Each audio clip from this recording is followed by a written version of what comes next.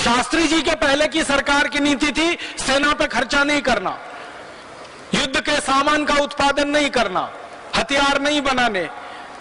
अब शास्त्री जी ने उलट दिया कि सेना के ऊपर ही सबसे ज्यादा खर्चा करना है और युद्ध के हथियारों के ऊपर खर्चा बढ़ाना है, और जो कारखाने बंद कराए गए हैं उनको फिर से उत्पादन में लगाना है। तो पूरे बजट का लगभग 25% हिस्सा उन्होंने सेना के लिए आवंटित किया।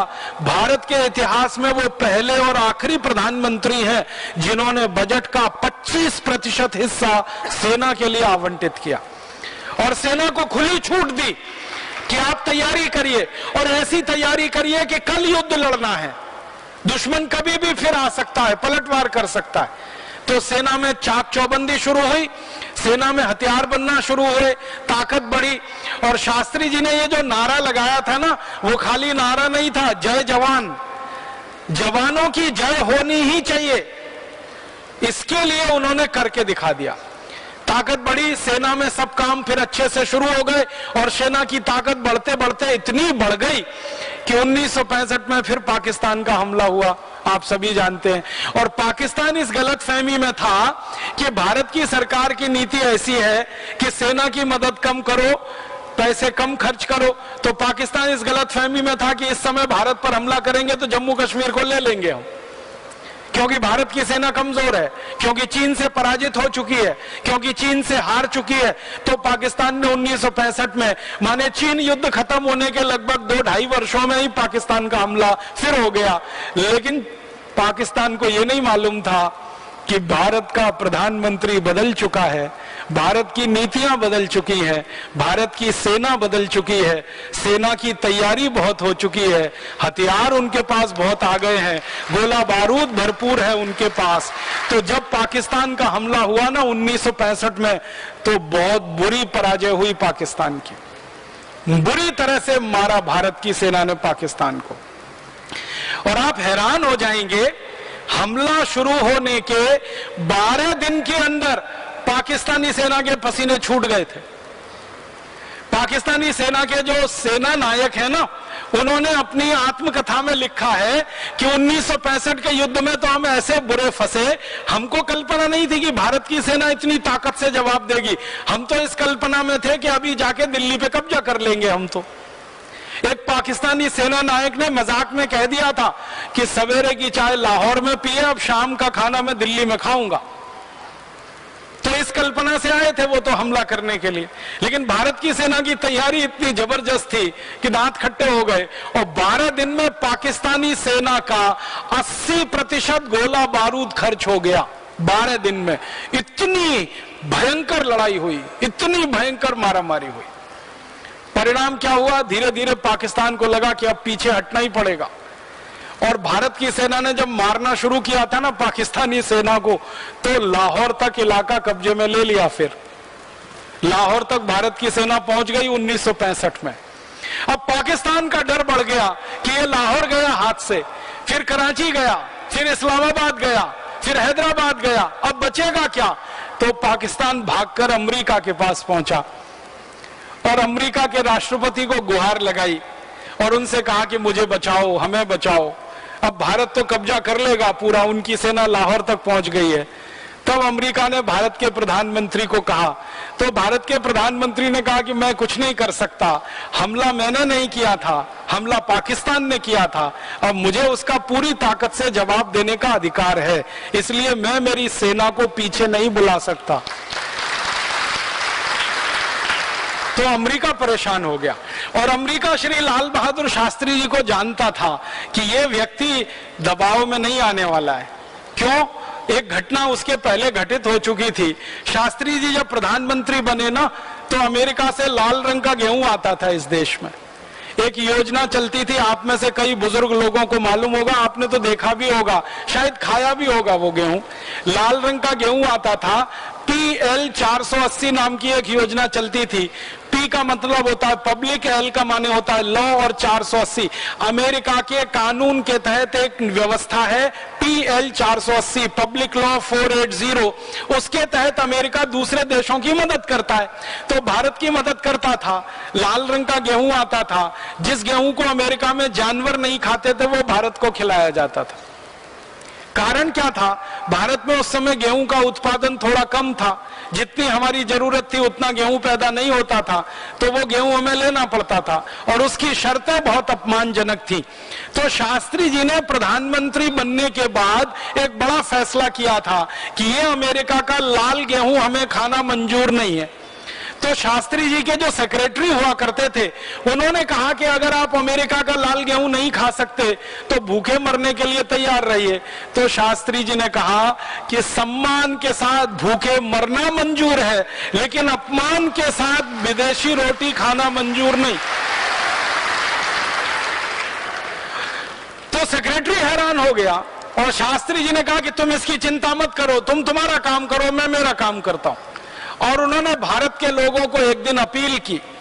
सोमवार का दिन था, दिल्ली के बहुत बड़े मैदान में सभा बुलाई, लाखों लोग इकट्ठे हुए और शास्त्री जी ने लोगों से कहा कि देश में गेहूं की बहुत कमी है, अपमानजनक शर्तों पर अमेरिका से गेहूं आ रहा है, ये गेहूं हमें खाना मंजूर नहीं है क्योंकि मेरी आत्मा गवाही नहीं देती है, इसलिए आप भी ये गेहूं मत खाइए। तो लोगों ने कहा नहीं खाएंगे।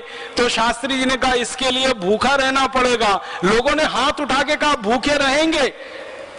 और भारत के लोगों ने सोमवार का दिन व्रत रखना शुरू कर दिया था और संपूर्ण भारत में शास्त्री जी के कहने पर लोगों ने भूखा रहना शुरू कर दिया।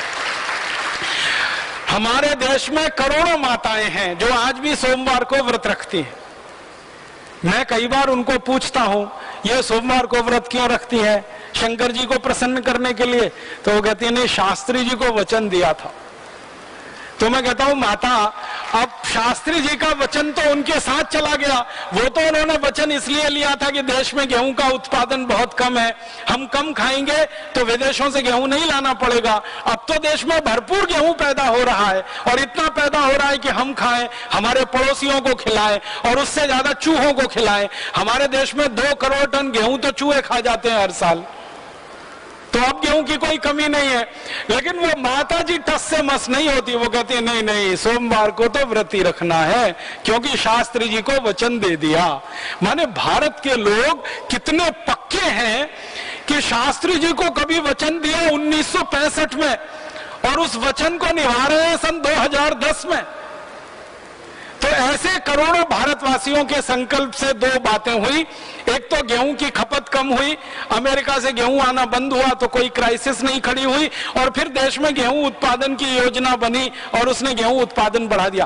तो शास्त्री जी ऐसे व्यक्ति थे, तो अमेरिका को मालूम था कि इस व्यक्ति के ऊपर दबाव नहीं पड़ने वाला, तो अमेरिका ने शास्त्री जी के सबसे नजदीकी मित्र को पकड़ा और वो थे सोवियत संघ के राष्ट्रपति।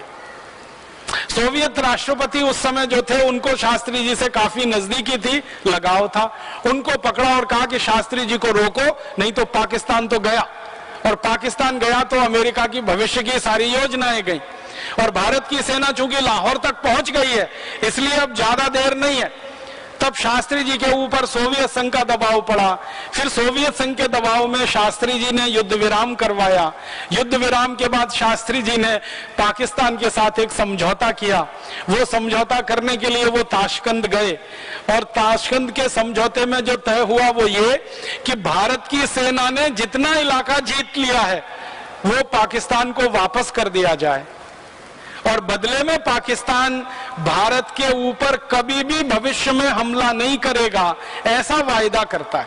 तो पाकिस्तान ने लिखित रूप में यह कहा और उसके दस्तावेज मौजूद हैं कि हम भारत की तरफ कभी भी हमला नहीं करेंगे, आंख उठाकर नहीं देखेंगे, बस इस बार हमें माफ कर दिया जाए और जो इलाका भारत की सेना के कब्जे में है वो हमें वापस कर दिया जाए।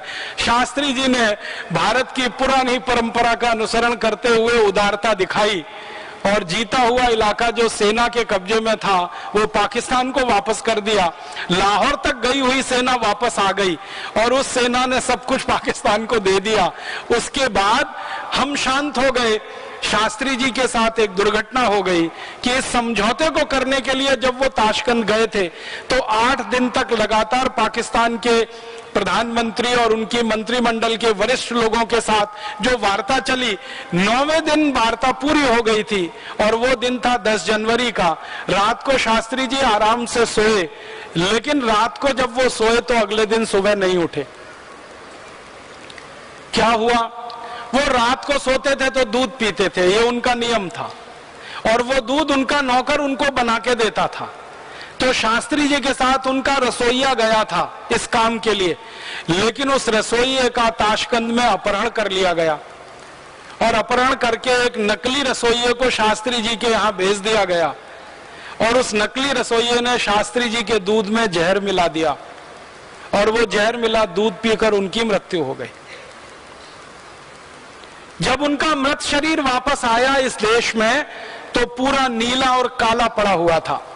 और दुख और दुर्भाग्य की बात यह है कि भारत की सरकार ने शास्त्री जी की मृत्यु के बारे में सारी दुनिया को जो कारण बताया, और शायद आपने भी वो सुना होगा, वो ये कि शास्त्री जी की हृदय गति रुकने से मृत्यु हो गई। हार्ट अटैक बताया गया पूरे देश को, मीडिया में, अखबार में, टेलीविजन पे, रेडियो में खबर चली और बार बार एक ही खबर दिखाई गई कि शास्त्री जी की हृदय गति रुकने से मृत्यु हुई। जब कारण पूछे गए सरकार के लोगों से कि शास्त्री जी की हृदय गति कैसे रुक सकती है, क्योंकि उनका ना ब्लड प्रेशर हाई था, ना उनका कोलेस्ट्रॉल हाई था, ना उनका ट्राइग्लिसराइड हाई था, वो एकदम स्वस्थ थे, तंदुरुस्त थे। जब गए थे तो सब कुछ सामान्य था, क्योंकि आप तो जानते हैं प्रधानमंत्री का हर दिन चेकअप होता है। तो शास्त्री जी के जो डॉक्टरों ने चेकअप करके दिया था उसमें तो सब कुछ नॉर्मल था, ना बीपी बढ़ा है, ना ट्राइग्लिसराइड, ना कोलेस्ट्रॉल, फिर उनकी हृदय गति कैसे रुक सकती है? तो हमारे देश के कुछ नेताओं ने ऐसा मूर्खता का जवाब दिया, इतना खराब जवाब दिया। उन्होंने कहा कि शास्त्री जी की मृत्यु इसलिए हो गई कि उनको बहुत ज्यादा खुशी हो गई। तो बहुत ज्यादा खुशी किस बात की हो गई कि पाकिस्तान को उन्होंने सरेंडर करा दिया और पाकिस्तान के ऊपर भारतीय सेना ने विजय पा ली। तो इतनी खुशी हुई शास्त्री जी को कि उनकी हृदय गति रुक गई। ऐसा मूर्खतापूर्ण, बेकार का जवाब पूरे देश को दिया गया। फिर शास्त्री जी का जब मृत शरीर आया तो कई लोगों ने यह मांग की कि अगर इनकी हृदय गति रुकी है तो इसकी सच्चाई तो पता चल सकती है, इनके मृत शरीर का पोस्टमार्टम कराया जाए। लेकिन भारत सरकार ने वो नहीं होने दिया और भारत सरकार ने शास्त्री जी के मृत शरीर का पोस्टमार्टम नहीं होने दिया। जैसे ही उनका मृत शरीर आया, जल्दी जल्दी करके उसका अंतिम संस्कार कर दिया गया और वो अंतिम संस्कार के बाद बात वहीं दब गई। और उसके बाद कुछ कमीशन बैठे, इंक्वायरी हुई, उसमें से ये बात निकली, लेकिन रास्ते में वहीं भटक गई और आज तक सारा देश इसी अंधकार में है कि शास्त्री जी को हृदय गति से मृत्यु हुई, जबकि उनको जहर दिया गया था। तो भारत में इस तरह की भूलें होती रही, हमारी सेना जीतती रही और जीते हुए इलाके को देती रही, दुश्मनों के हाथ में, दुश्मनों के ऊपर विजय करते रहे और उनको माफ करते रहे। वो पराजित हुए दुश्मन, फिर भी हम उनको माफ करते रहे और वही दुश्मन हमारे लिए नाग बन के डसते रहे। वो स्थिति आज हमारे देश में है पाकिस्तान के द्वारा जो हो रहा है। तो हमारे देश में आजादी के पिछले 63 वर्षों में ऐसी राजनीतिक भूलें हुई हैं।